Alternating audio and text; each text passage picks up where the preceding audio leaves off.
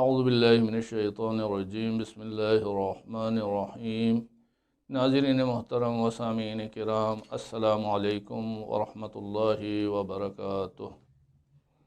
ہماری گفتگو مسائل اجتماعی کے سلسلے میں چل رہی تھی کہ اہل بیت علیہم السلام نے کس طریقے سے ان مشکلات کا حل ہمیں بتایا ہے اور ہم انسانوں کے ہاتھ میں اس کی چابی رکھی ہے۔ دیکھیے، نظام ہمارے پاس جو ہیں ایک ڈکٹیٹرشپ والا نظام ہے، بادشاہی نظام ہے کہ جو میں کہہ رہا ہوں وہ آپ کو ماننا ہوگا۔ ایک اس کے بعد جو ہے شورا کا نظام آیا کہ جو ہم کہہ رہے ہیں وہ آپ کو ماننا ہوگا۔ اس کے بعد جمہوریت کا نظام آیا کہ جو آپ کہیں گے وہ ہم کریں گے۔ یہ بھی وہی دھوکہ ہے، بس آپ کا ووٹ سامنے آ گیا۔ آیا خداوند عالم نے جو نظام ہمیں پیش کیا ہے وہ کیا ہے؟ خدا کا نظام جو ہے ان تمام نظاموں سے مل کر ایک نئی شکل ہے کہ قانون خدا کا ہوگا، نمائندہ خدا کا ہوگا، لیکن خود لوگ اپنی مرضی سے ان کی طرف آئیں گے تو تبدیلی آئے گی۔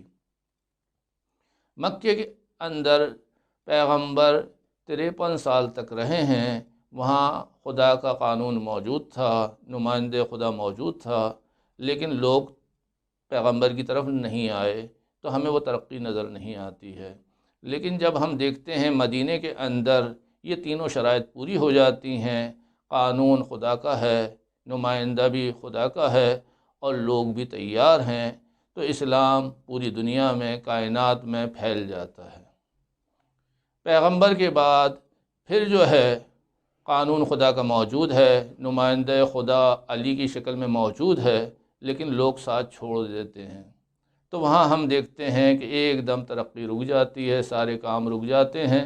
دنیاوی فتح تو موجود ہے، اسلام کی شکل تو موجود ہے، روح اسلام نہیں ہے۔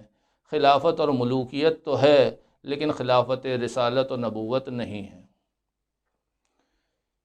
3 خلافتیں گزرنے کے بعد لوگ پھر حضرت علی کے دروازے پر آ جاتے ہیں تو تینوں شرطیں پوری ہو جاتی ہیں۔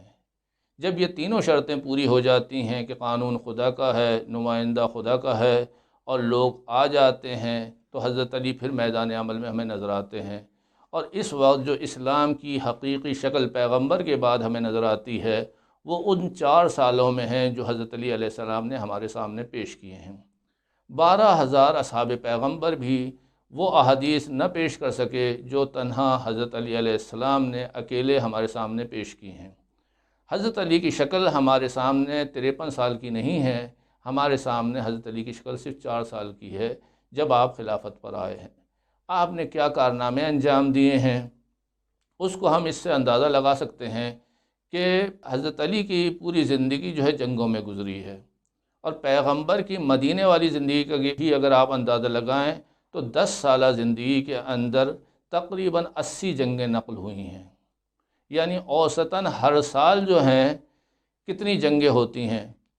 8 جنگیں ہو رہی ہیں۔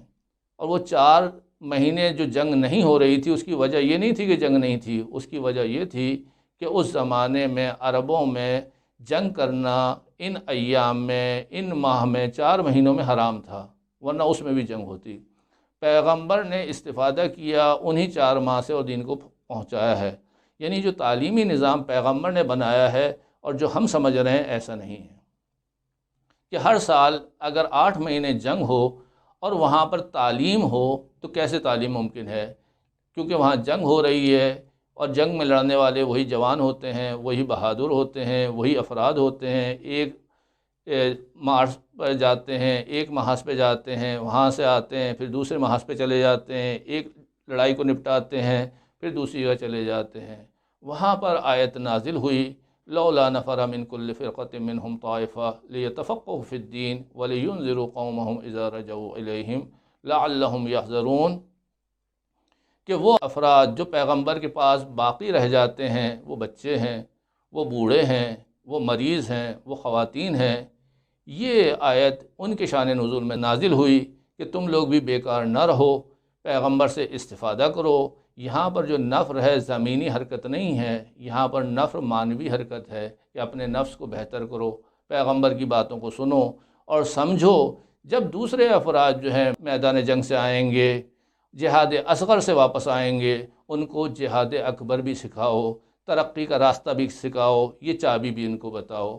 جب ان لوگوں نے اس چیز کو سمجھنا شروع کیا، اگر ہم بھی اس چیز کو سمجھ لیں اور اس چابی کو صحیح کر لیں، اپنے نفس کو صحیح کر لیں، تو ہم بھی ترقی کر سکتے ہیں۔ السلام علیکم ورحمۃ اللہ وبرکاتہ۔